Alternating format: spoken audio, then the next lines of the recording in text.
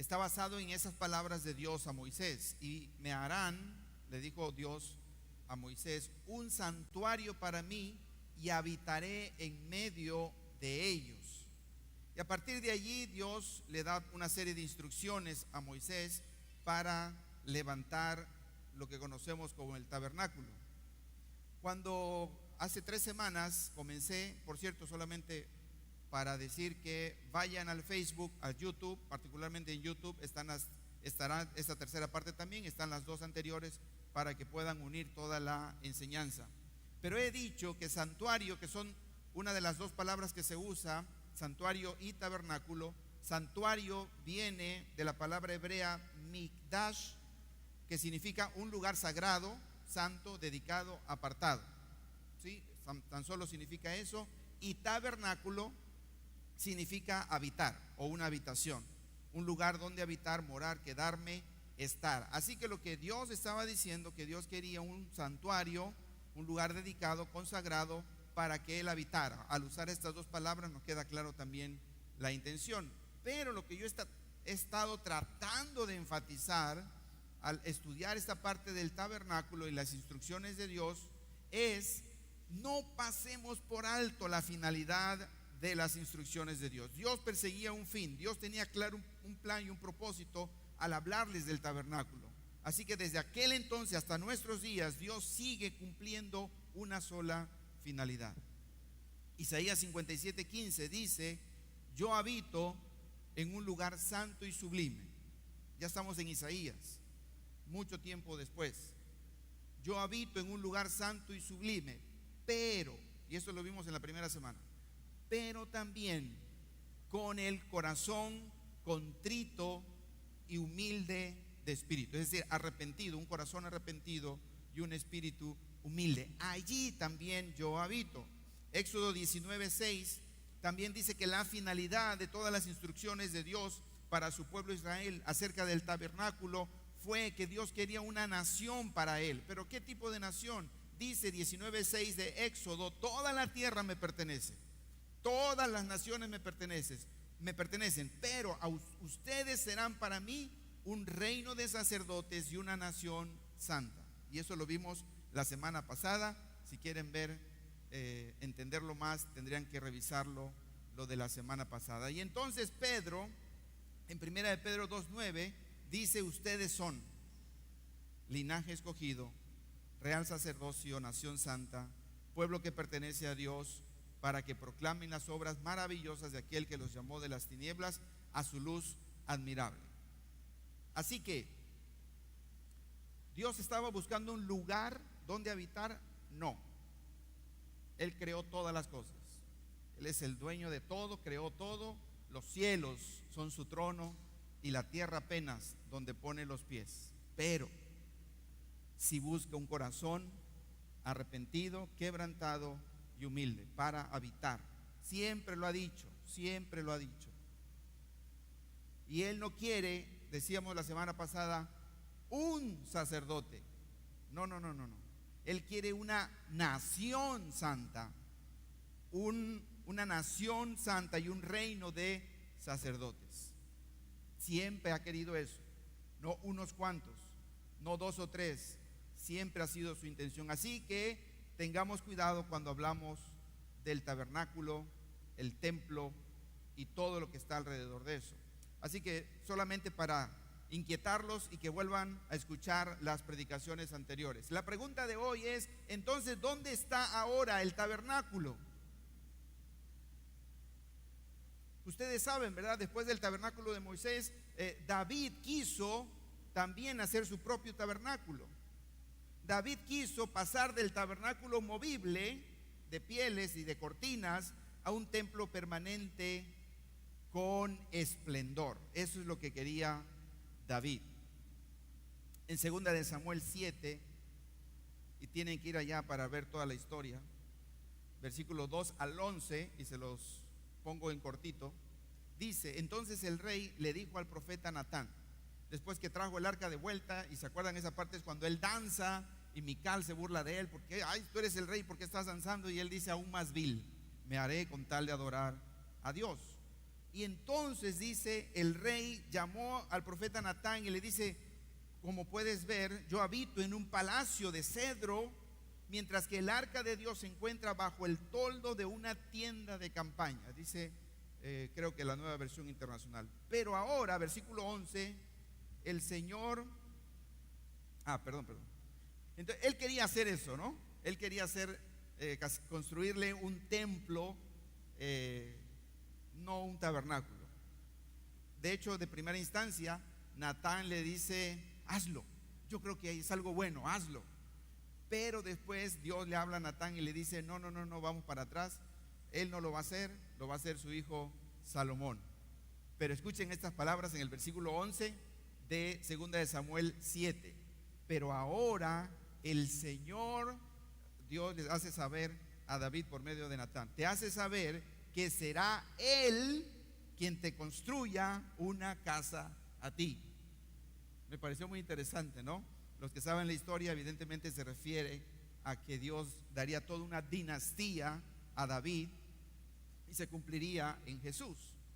Una casa, una familia. Pero es interesante cuando David sigue pensando en las cortinas, David sigue pensando en lo inestable del tabernáculo, David sigue pensando en lo inapropiado que es para Dios ese lugar, como que no es digno de Jehová, Dios de Israel. Entonces dice: miren, esta casa que yo tengo es un palacio de cedros con comodidades, hagámosle uno como esto mejor a Dios. Está pensando en un lugar, una casa de material, algo que se pueda construir. Pero Dios está pensando en otra cosa, siempre ha pensado en otra cosa. Ese es mi tema, compasioneros y amigos que nos están viendo. Dios siempre ha pensado en otra cosa. Tanto que a David le dice: tú no me vas a hacer casa, lo va a hacer Salomón, está bien, pero yo te voy a hacer casa a ti.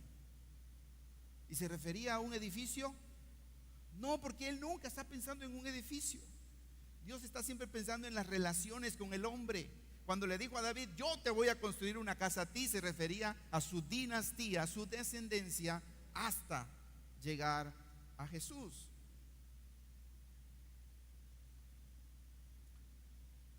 Por supuesto, sabemos que la historia dice: Salomón llevó a cabo ese proyecto de David su padre. Salomón llevó a cabo todo eso. Participó David, sí. David, dice la historia, que él junta los materiales, mucho de oro, de plata, de todo, ¿verdad? Y lo leímos la vez pasada. Y él tiene todos los recursos, y Salomón, su hijo, es el que realmente lleva a cabo la construcción de ese primer templo majestuoso, un templo majestuoso. No hay otro comparado con aquel primer templo que Salomón construyó para David. Pero ¿saben qué pasó con ese primer templo? Fue destruido. Después de la cautividad, regresan el pueblo de Israel, los judíos, intentan levantarlo, lo levantan, empiezan a reconstruir el templo antes de Salomón, ahora lo empiezan a reconstruir, y dice la historia que la gente, los judíos, lloraban al ver el nuevo templo o la reconstrucción del templo. ¿Por qué lloraban? ¿Saben? Porque dicen que era muy distinto al de Salomón. No era tan majestuoso, tan esplendoroso, tan lujoso, y estaban bien tristes de que no pudieran darle a Dios lo que le había dado, construido Salomón. Ese templo también fue destruido, sabemos, después, en el año 70 después de Cristo. Y desde entonces hasta ahí llegó el templo. Ahora conocemos y tenemos solamente algunas pequeñas partes de este último templo. Por lo tanto, ¿se acuerdan que había en el lugar santísimo? El arca. Y junto al lugar santísimo estaba el lugar santo. Y había también un candelero, y se acuerdan que hicimos toda la historia en la primera semana. ¿Dónde quedaron esas cosas? Fueron destruidas, robadas, saqueadas, llevadas a otros lados. No sabemos dónde está el arca. No hay candelero. Cuando menos los originales ya no están. ¿Qué hacemos ahora? No hay templo. No lo sé. Esto lo voy a decir solamente con la mente abierta. ¿Será que Dios no quiere que haya templo? Puede ser, porque lo que yo leo de la palabra, el sentir de Dios en cuanto a un lugar no había sido su objetivo.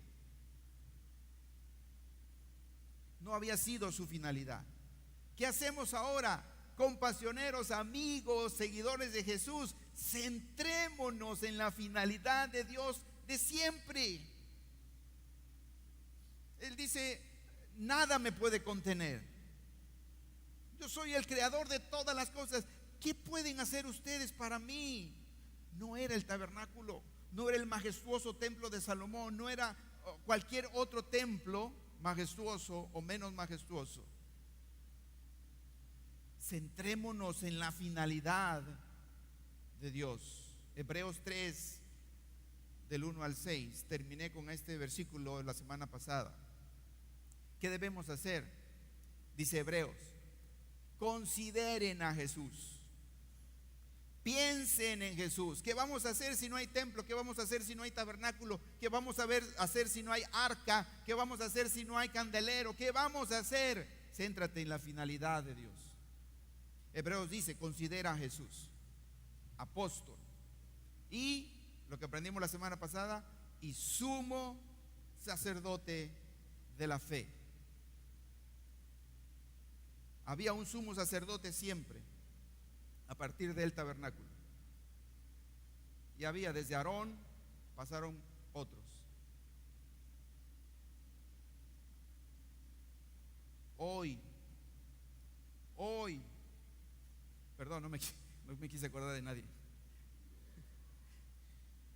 Los políticos, no. Hoy debemos pensar en Jesús. Él es, dice su palabra, el único sumo sacerdote de nuestra fe, de la fe que profesamos. Él fue fiel a Dios, quien lo nombró. Así como Moisés fue fiel a Dios, quien lo nombró sobre toda la casa de Dios. Está hablando del tabernáculo, sí, de toda la casa de Dios. Pero dice: en cambio, Cristo es digno de mayor honor que Moisés, porque Él es fiel como hijo de Dios al frente ahora de la casa de Dios. Hebreos capítulo 3. Y entonces dice Hebreos: y esa casa somos nosotros. No lo sé, pero probablemente Dios no ha permitido que el templo permanezca. Me refiero al de Jerusalén. Porque el templo, esa casa de la cual es Jesús, es sumo sacerdote, esa casa a la cual Jesús cuida y está al frente de toda la casa, esa casa somos nosotros.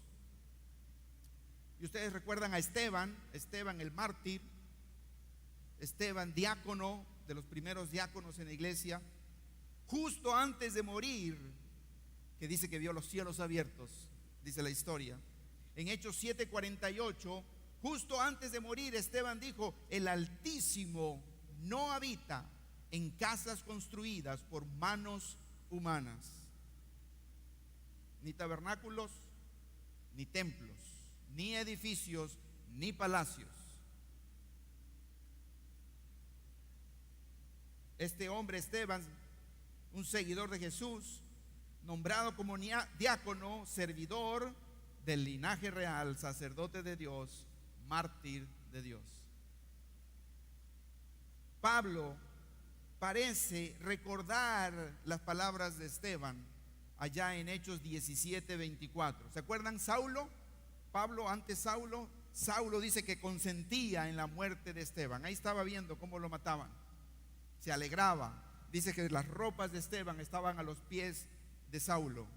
Y más adelante, en Hechos 17:24, Pablo, ya un seguidor de Jesús, yo creo que se acordó de aquella imagen, de aquel momento y de las palabras de Esteban, porque él dijo: el Dios que hizo el mundo y todo lo que hay no vive en templos construidos por hombres. Yo creo que tú has escuchado 1 Corintios 6:19. Tu cuerpo es templo del Espíritu Santo de Dios. Pero yo quiero que entiendas todo, de dónde viene eso. Es algo, es una finalidad de Dios desde los tiempos de Moisés hasta el día de hoy. Es algo que Dios sigue persiguiendo, sigue haciéndonos entender de diferentes maneras. 1 Corintios 6:17 dice: pero el que se une al Señor, un espíritu es con él.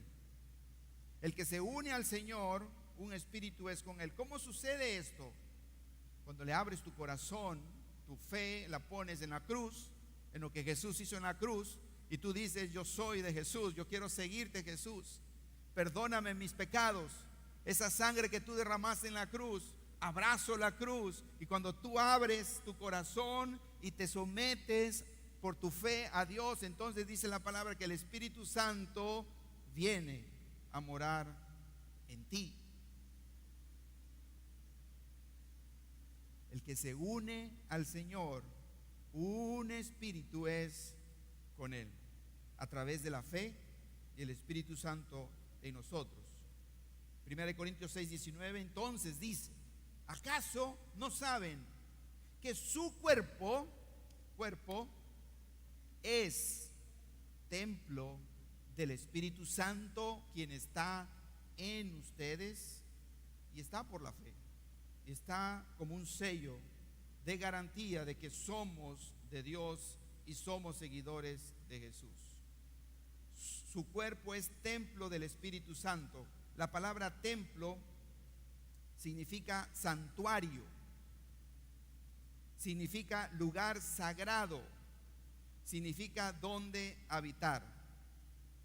Santuario, tabernáculo, templo es similar. Una vez más, Dios le dijo a Moisés: me harán un santuario para habitar entre ellos. Desafortunadamente, hasta el día de hoy seguimos pensando en que venimos a un edificio que le llamamos templo o lugares de reunión para conectarnos con Dios. Y nos cuesta un trabajo con ese pensamiento, estando en cualquier lugar, conectarnos con Dios. Porque hay un bloqueo en nuestra mente que sigue pensando que hay que ir al tabernáculo, hay que ir al templo, hay que ir a Jerusalén, hay que ir a algún lugar para conectarme con Dios. Desafortunadamente ha sido muy difícil quitarnos de la mente esa enseñanza. No fue la finalidad de Dios enseñarnos eso. Encontrarnos con Dios, sí. ¿Dónde? En Cristo. En Cristo. En Cristo nos encontramos con Dios. De tal manera que el Señor, el que se une al Señor, un espíritu es con el Señor. Dios es espíritu, el Señor es espíritu, el Espíritu Santo es espíritu. ¿Cómo nos conectamos? Este cuerpo se convierte en templo, lugar de habitación del Espíritu Santo, Dios mismo en nosotros. Esa fue la finalidad de Dios. ¿Cómo llega el Espíritu Santo? Un corazón arrepentido, un corazón quebrantado, un corazón humillado delante de Dios. A mí me gusta habitar también, dijo Dios en Isaías. Voy hacia el final y la enseñanza de hoy. Entonces, todas las cualidades que se dijo del tabernáculo, entonces todas las cualidades del templo se tienen que cumplir. Este es el reto.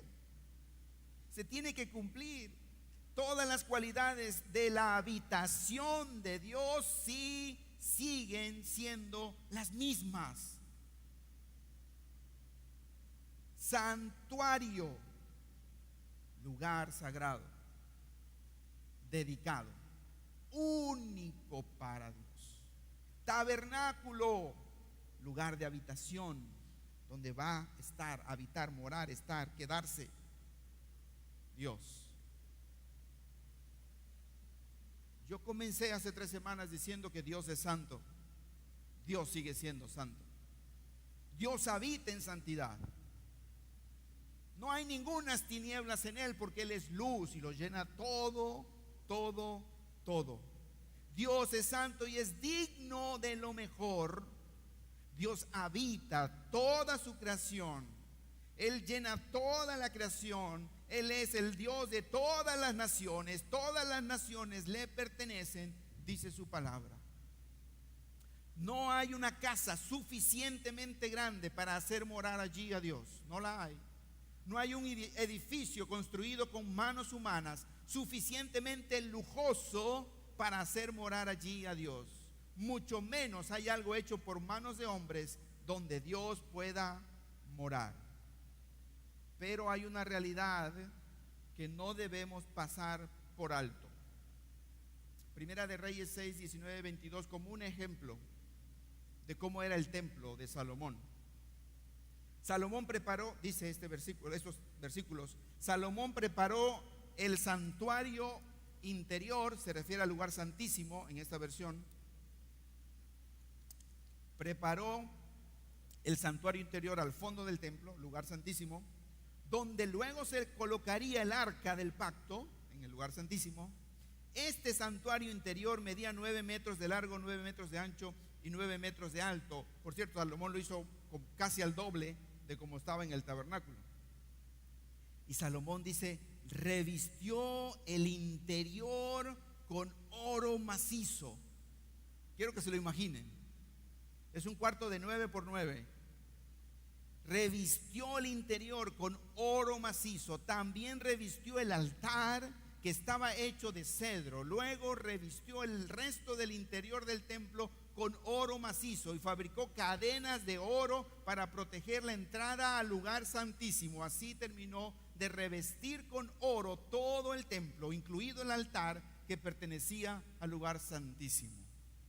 Lo mejor. Todo eso brillaba. Todo eso era valiosísimo, era lujoso, esplendoroso para Dios. Las cualidades de la habitación de Dios siguen siendo las mismas. ¿Por qué? Porque Dios es digno, porque Dios es santo, porque Dios es luz y no hay ningunas tinieblas en Él. Un santuario que siempre ha querido Dios. Un santuario quiere decir que Dios requiere un corazón santificado. Dios requiere un corazón dedicado. Dios requiere un corazón adornado. Dios requiere un corazón detallado. Dios requiere un corazón limpiado. No menos. No menos. Porque Él es santo. Porque Él es digno. Porque Él es luz. Y no hay ningunas tinieblas en Él. Así que, ¿cómo hacemos para estar así? Tenemos que ir a la cruz. Tienes que ir a la cruz de Jesús. Tienes que ver al sumo sacerdote. Al sumo sacerdote y que Él mismo es la ofrenda, ¿te acuerdas? A través de Jesús y su sacrificio en la cruz somos santificados. ¿Para qué? Para que ese Dios digno, santo, pueda habitar en nosotros a través de su Espíritu Santo. En Cristo hemos sido, podemos ser, somos santificados y seguimos siendo santificados a través de la sangre que Jesús derramó en la cruz. porque Dios requiere un santuario. Siempre ha sido eso, pero no es el lugar, es tu corazón. Es tu corazón. Cuídalo en Cristo. Un santuario para mí, dice esa frase, para mí requiere fe en un solo Dios. Es un Dios trino, Dios Padre, Dios Hijo, Dios Espíritu Santo, pero es uno. A Él solo. Dios le dijo a Moisés: un santuario para mí, porque es un Dios celoso. En otras palabras decía, en otros versículos decía: quiero una nación exclusiva para mí. Dios te quiere. Dios quiere habitar en tu corazón, pero solo Él. Solo Él. Un santuario para mí, dijo. Fue la instrucción. No permitas otras cosas, solamente Él en tu corazón. Reconoce que todo proviene de Dios. Reconoce que todo lo hacemos para Dios, solamente para Él. Él provee todo para nosotros. Nosotros lo hacemos todo, dice Pablo, como para el Señor. Todo lo que hagamos para Dios. Que quería un santuario para mí, para habitar entre ellos. Siempre Dios ha querido una relación de amor, una relación cercana, una relación íntima, padre, hijos, hijos, padre, un solo padre, nosotros sus hijos. Una relación, siempre ha querido eso Dios, para transmitirnos su ADN, para darnos una misión, para poner destino, para servirle en su obra, en su reino, para hacer su voluntad, así como es hecha en los cielos, sea hecha en la tierra. ¿Cómo? A través de una relación. Él quiere habitar entre nosotros. Un santuario. Así cuando escuches ahora esa frase, un santuario para mí, para habitar entre ustedes, entre ellos, dejemos de pensar en un lugar. Piensa en ti mismo. Santuario dedicado, único, especial, para creer solamente en Dios y para servirle, que era la función de los sacerdotes. Termino. No hay otra forma de cumplir esta palabra a menos que vayamos a la cruz. No hay otra forma de cumplir esta palabra, es decir, que tú seas templo de Dios, que Dios habite por su Espíritu Santo en ti. No hay otra forma, porque todo eso se cumple en la cruz de Cristo. Necesitamos levantar nuestros ojos y fijar nuestros ojos en Jesús como nuestro Salvador, con Jesús como nuestro sumo sacerdote, único sacerdote, único intermediario. No hay otro, no hay más, es lo que dice su palabra. Recordando que Jesús es la ofrenda. Su sangre derramada es suficiente para librarnos de condenación, para perdonarnos nuestros pecados de hoy y de mañana. La fe es puesta en la obra de la cruz. Es todo lo que necesitamos. De esa manera, su justicia, la de Jesús, es nuestra. Su santidad, la de Jesús, es nuestra. Su sacrificio, el de Jesús, es nuestro. Por lo tanto, de manera misteriosa, de manera espiritual, somos hechos templos por la fe en Jesús. ¿Qué nos toca hacer? Arrepentirnos de corazón, quebrantarnos delante de un Dios digno, humillarnos delante de un Dios al cual debemos servir. Nos toca abrazar la cruz de Cristo. Nos toca abrazar la resurrección de Jesús. Eso es lo que nos toca. Y entonces podemos cumplir con Romanos 12:1 que comencé hace 3 semanas. Así que, hermanos, les ruego por las misericordias de Dios que presenten sus cuerpos como un santuario para Dios, para que Dios habite entre ustedes. Palabras de Pablo: para que presenten sus cuerpos en sacrificio vivo, ya no muerto, vivo, santo, agradable a Dios, como su adoración. Oramos, nos ponemos de pie aquí, por favor, los que nos están viendo también, si nos acompañan para orar. Yo quiero seguir llamándoles a que abracemos la cruz de Cristo. Abracemos la cruz de Cristo. ¿Qué significa abrazar la cruz de Cristo? Corazón arrepentido, corazón quebrantado, ya no puedo más sin Dios. Corazón humilde, sí, te voy a seguir, dependo de ti. Eso significa abrazar la cruz. Yo sigo animándoles y animándoles a los que nos están viendo a abrazar la cruz de Jesús. La finalidad de Dios siempre ha sido habitar en nosotros por su Espíritu Santo. Pero hoy tienes que tomar una decisión y decirle: sí, Jesús, me quieres a mí, quieres habitar en mí, y yo quiero que tú habites en mí. Así que hoy puedes abrir tu corazón. Si tú quieres orar conmigo, si lo que voy a decir es parte de lo que tú quieres decir, los que están aquí, los que están en su casa, dile al Señor: Padre, gracias por esta enseñanza, y yo quiero abrir mi corazón. Yo quiero abrir mi corazón. Me arrepiento de vivir alejado de ti. Perdóname mis pecados. Y yo quiero abrir mi corazón y decirte: ven a mi corazón. Ven a mi corazón. No porque yo lo he limpiado, no porque soy el mejor, no porque me he portado bien, no, porque he abrazado la cruz de Jesús. Y entiendo que esa sangre que Él derramó es suficiente para pagar mis deudas y mis pecados y mis maldades. Volteo a la cruz de Jesús y veo allí al sumo sacerdote de mi fe, al único intermediario, el que derramó su sangre y se convirtió en la ofrenda viva en esa cruz por mis pecados.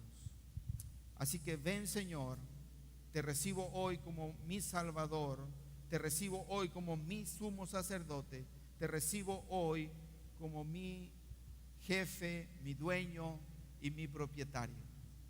Quiero seguirte, quiero obedecerte. Gracias, Dios, gracias, Jesús, gracias, Espíritu Santo. Y Padre, yo oro por todos los que están aquí, todas las familias compasioneras, amigos, todos los que nos están siguiendo. Que Dios les bendiga. Bendiciones para esta nueva semana que estamos enfrentando, con retos, con desafíos. Que Dios te anime, que Dios sea tu motor, que Dios te dé fuerza para enfrentar esta semana. Te bendecimos en el nombre de Jesús y esperamos buenas noticias. Espera buenas noticias esta semana. A pesar de todo, espera buenas noticias. A los que amamos a Dios, todas las cosas ayudan para bien. Lo decimos también para ustedes. Que Dios les bendiga en el nombre de Jesús. Amén. Cerramos adorando al Señor.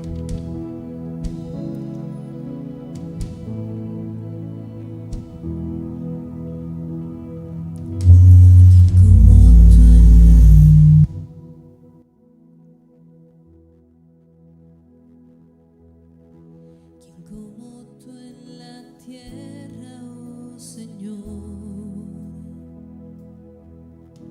hermoso e inigualable es tu valor, y nada en este mundo saciará. Jesús, tu copa no se cegará. Tu presencia es el cielo para mí. Tu presencia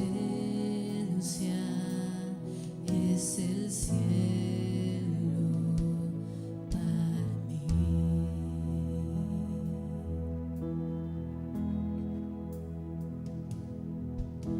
Tesoro de mi alma y corazón,